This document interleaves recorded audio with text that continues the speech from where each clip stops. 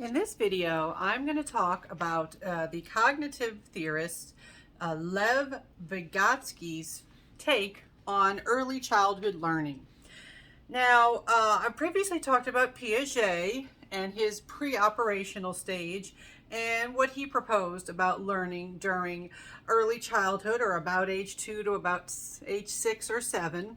Now, Vygotsky added some ideas that weren't present in Piaget's writings. One of the really critical differences between Piaget and Vygotsky is the degree to which the individual versus the context are emphasized. Piaget very much emphasized the individual. The individual as a curious learner who had their own personal drive to acquire new knowledge, new skills. But Vygotsky pointed out that all learning is embedded in a social context, that other people are very essential for learning to occur. Let me just think, no matter how curious you are, if nobody teaches you anything, you're gonna be stagnant. You're not gonna learn much.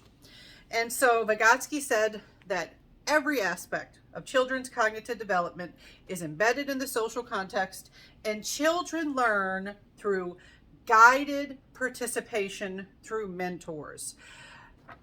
In fact, Vygotsky said that children were like apprentices. If you know what an apprentice is, it's someone who is learning a job. They are like in training. So if you go to work for somebody, as like if you are an electrician's apprentice, the idea is you are in training to become an electrician someday. Children are in training to become functioning adults someday. And so the mentor, we often think of the mentor as being an adult, but it could be an older child. It's just somebody who is more skilled than the child, who can teach the child something. And so mentors, they present challenges. And importantly, remember, Vygotsky said guided participation. It is very important that you don't just say, hey, kid, go do this. And it's really important that you don't just do it for the child. They do have to have the experience of doing it on their own. So they do offer assistance, only as much as needed.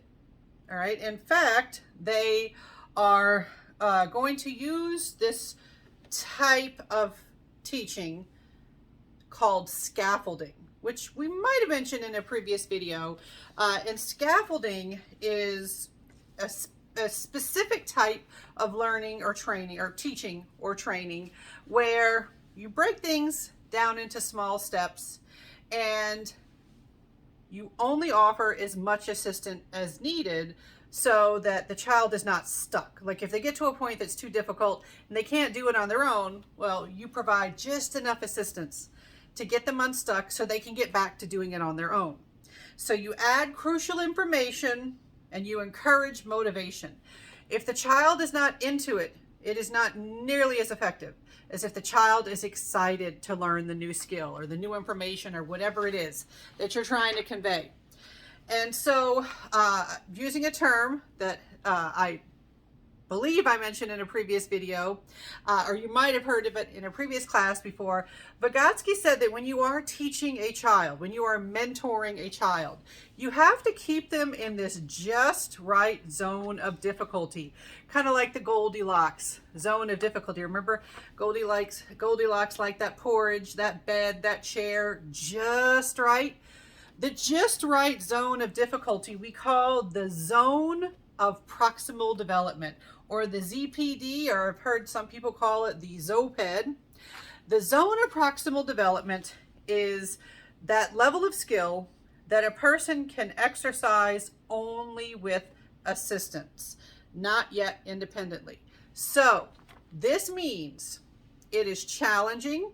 They can't do it on their own yet, but it is possible for them to have success. That's a really critical point. If things are too difficult, they can't do it. What's the point? What are you even doing other than frustrating that individual? You're ruining the learning process if you teach them to hate whatever you're doing because it's too difficult. It's impossible for them. And you don't want it too easy, because when it's too easy, it's boring. All right.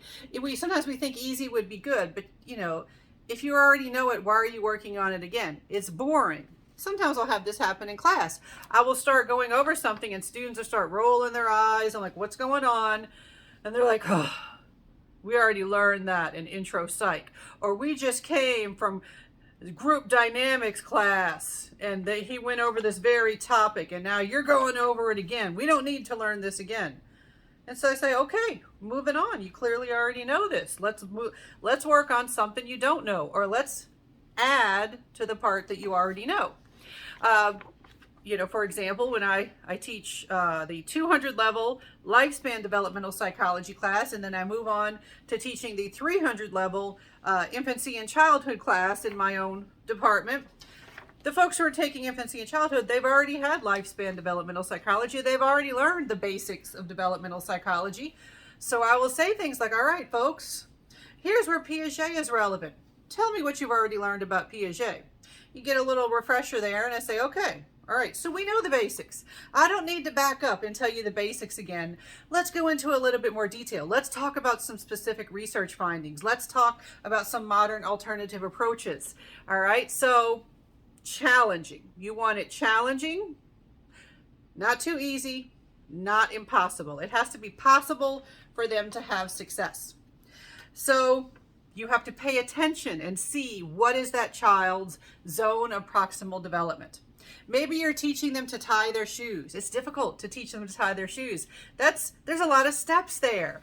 You can't just walk in and be like, all right, tie your shoes. They're going to be like, but I don't know how. That's the point. Like, all right, so do it. Yes, but I don't know how. You are going to have to step in and get them started. You are going to have to break it down to the steps. You're going to have to tell them the steps. You're going to have to demonstrate things.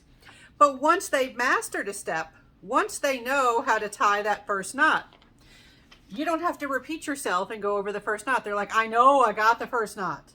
I've already done the first knot. Can we learn something I don't know, please? All right, so once they know it, once they've mastered it, you just let them do it on their own. But then once they get stuck, you give them what they need to get unstuck. All right, so you use scaffolding and you pay attention to their zone of proximal development to use scaffolding effectively. To do things effectively, to be an effective mentor, you have to be child-centered and pay attention to the child's level of comfort and motivation and ability and mastery. All right.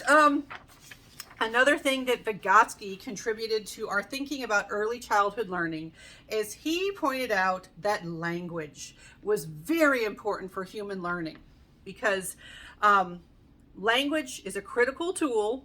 You get a lot from being able to communicate with others. Not just with others. Children also communicate with themselves.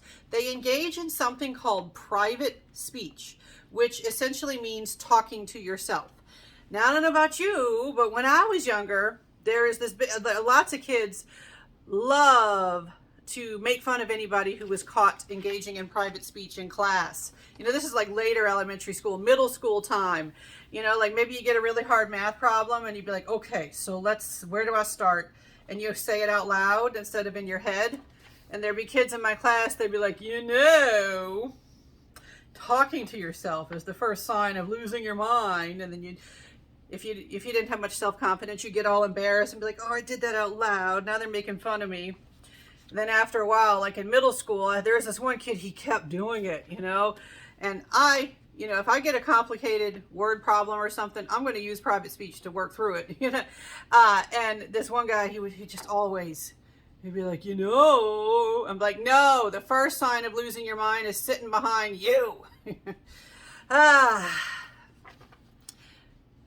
is when you use it, though, for difficult problems. Private speech is something that helps you break things down, think out loud, essentially. Children are likely to use private speech for difficult cognitive tasks. When they are trying to figure something out, it is helpful to talk it through. Now, over time, most individuals will start to do more and more of this private speech internally, silently, and we just call it thinking after a while. But in times of stress or working on difficult problems for school, for work, for whatever, people can still use private speech to help themselves through difficult tasks. All right, so children use private speech. That is one way that language is critical for learning, but also other people. When the mentors are trying to convey information to you, they use language. And so social mediation, Vygotsky used this term, social mediation, for when you use your words, you use your language to advance knowledge. And so social mediation advances and expands understanding. So because we can talk to other people, we can understand what people are saying to us, whether it's through speech, through American Sign Language, or any other communication system, you get to learn more. You get to advance in your understanding.